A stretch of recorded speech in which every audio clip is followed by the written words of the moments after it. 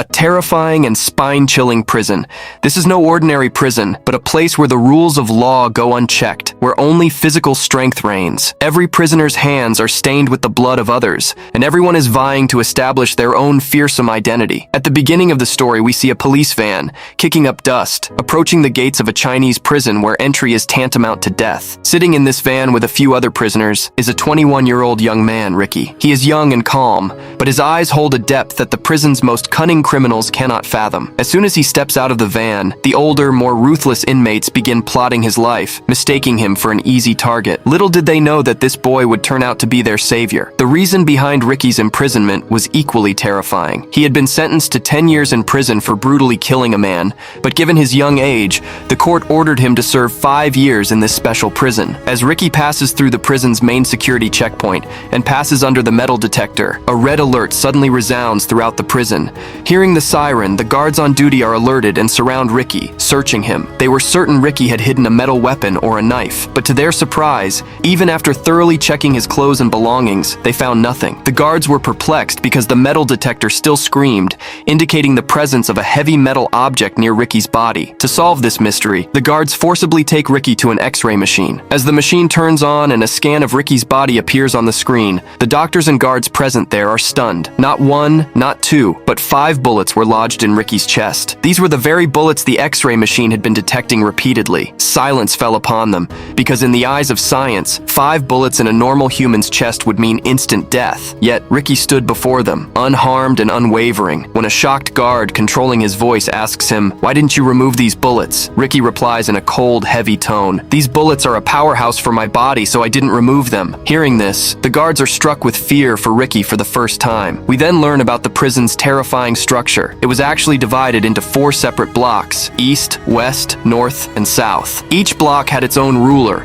who would not allow anyone within their confines to breathe freely. These 4 leaders were more powerful and ruthless than the prison wardens. Every corner of the prison was filled with fear, bloodshed, and extreme oppression, where weak prisoners were treated like insects. The next morning, as the first rays of sunlight touched the prison bars, all the prisoners were put to their respective tasks. Just then, the leader of the West Block, Samuel, entered. Samuel was a notoriously rude and ruthless man. Upon arriving, he targeted an elderly prisoner, Wing, to spread his terror and began beating him mercilessly, seemingly because Wing had ignored him. Indeed, this old man, Wing, had spent almost his entire life in this prison cell. He saw no hope of ever leaving, knowing full well that he would not live long among these ruthless people. Still, he made a small toy for his son from scrap wood he found inside the prison. He wanted it to be his last gift if he ever got out or someone came to visit. But the cruelty reached its peak when Samuel snatched the toy from his hand. Ving tearfully begs for his toy back, saying he had worked hard to make it for his son. But the stone-hearted Samuel hits Ving on the head with such force that it shatters into pieces,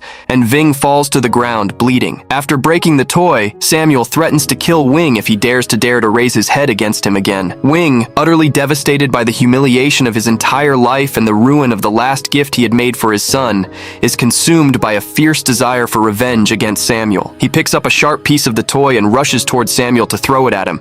But then one of Samuel's loyal lackeys steps in, causing Wing to fall face down. Samuel seizes the opportunity and picks up the same toy again, and hits Wing in the face with such force that Wing writhes in pain. Hearing his screams, a guard arrives, but instead of stopping the brutes, he incites them, beat him some more, and walks away. As Samuel, swaying in triumph, steps forward, Riki arrives and kicks Samuel's leg so hard that his face goes straight through the sharp nails on the ground. One of the long nails pierces Samuel's eye, leaving him writhing in agony. When Samuel's henchman moves to kill Riki, Riki glares at him with such a murderous gaze that the henchman's soul trembles. He and his companions flee the scene. Samuel somehow manages to escape, but he is permanently blinded in one eye. Now, his vengeance for Riki burns even more intensely. He decides to risk everything to eliminate Riki. His henchman advises him that to kill Riki, they must seek the help of Matt Dragon. Matt Dragon was the prison's most ferocious, bull-like inmate, who had recently brutally assaulted another prisoner, and that's why the warden had locked him in a dark dungeon. He was so dangerous that he had the power to kill anyone with one hand. That same day, Samuel strikes a deal with a corrupt guard and tells him to tell Wing that his release has been revoked. The guard approaches Wing and brutally declares, "Your release has been revoked, and now you'll have to spend another 20 years in this hell." Hearing this, old Wing's world crumbles. He knew that staying in prison meant dying a painful death death at Samuel's hands. He clings to the guard's feet and begs for release, but they beat him and leave. That night, Wing's spirits are completely shattered, and he decides to end his life. The next morning, it's revealed that Wing has committed suicide by hanging himself. This news spreads like wildfire throughout the prison, and Riki is heartbroken when he learns that the old man he saved has died. He stops the guards and demands they release Wing's handcuffs, and when they refuse, Riki breaks the iron shackles like a toy with his bare strength. Riki places the same broken toy he had repaired on Wing's body. Riki's hatred for Samuel and the system has reached its peak. The next morning, when Riki comes to take a shower, Samuel arrives with the demonic prisoner, Matt Dragon. Without warning, Matt Dragon delivers a powerful punch to Riki's face, sending him flying into the air and crashing into a corner of the wall. But Riki's body is no ordinary body. He rises like a hurricane and punches Matt Dragon in the stomach with such ferocious force that his stomach explodes from the inside out, and he collapses on the spot. Samuel, in a panic, drives a nail into Riki's hand, but Riki, without feeling any pain, snaps his fingers like straws and finally punches Samuel straight through the stomach, ending Samuel's fate. The other inmates in the prison are stunned by this horrific scene. Just then, Narumi, the leader of the North Block, arrives. He tries to intimidate Riki with his strength, but when he sees the bodies of Matt Dragon and Samuel, he becomes frightened and offers Riki to be his friend. Riki rejects him and heads straight for his cell. Riki is now thrown into a dungeon where not a single ray of light reaches. In his loneliness, Riki remembers his old days and his parents. Flashbacks show Riki as an ordinary student whose parents had died. He used to receive martial arts training from his master, Yang.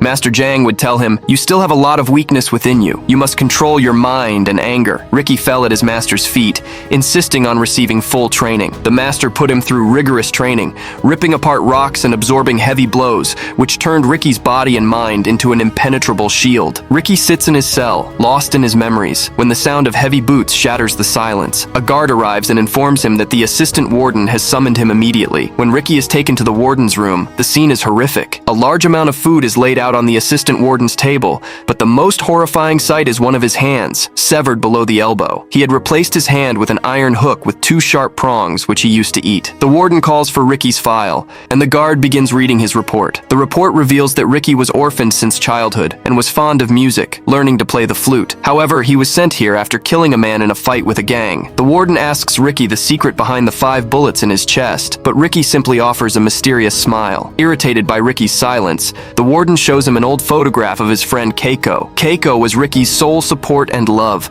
As Riki reaches out to touch the photograph, the warden brutally thrusts his iron hook through Riki's hand.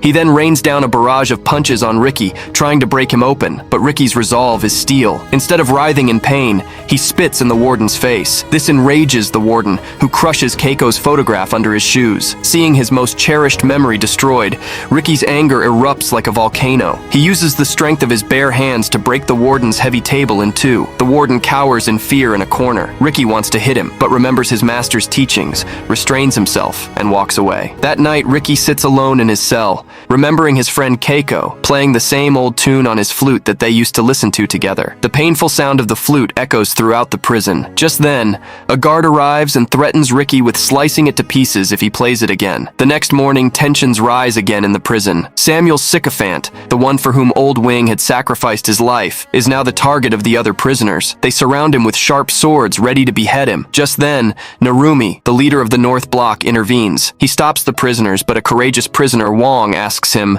"Where were you when we were oppressed? Let us administer justice today." Narumi, unwilling to have his authority challenged, draws his sword with lightning speed and slashes Wong's face in half. The warden stands above, enjoying Narumi's cruelty. He has Wong's dying body pulled up with a sharp hook and calls Narumi to him. The warden hands Narumi a terrifying weapon and orders him to finish off Riki in the same manner he killed Wong. Narumi knew Riki was no ordinary prisoner, but he was compelled to obey the warden's orders. Narumi then arrives at the prison grounds, where he has chained Wong's corpse to a high structure to strike fear into the hearts of the other prisoners. Riki's eyes turn bloodshot when he sees the plight of his comrade Wong. Narumi suddenly attacks Riki, and a battle breaks out between them, the likes of which had never been seen before in the prison's history. During the fight, Narumi makes a cowardly move. He takes out finely ground glass from his pocket and throws it into Riki's eyes. The shards of glass blind Riki, leaving him unable to see. Seizing this opportunity, Narumi inflicted a deep wound on Riki's arm. Riki fell down in pain, but then he caught a water pipeline. He quickly broke the pipe and flushed his eyes with a torrent of water. As his vision faded,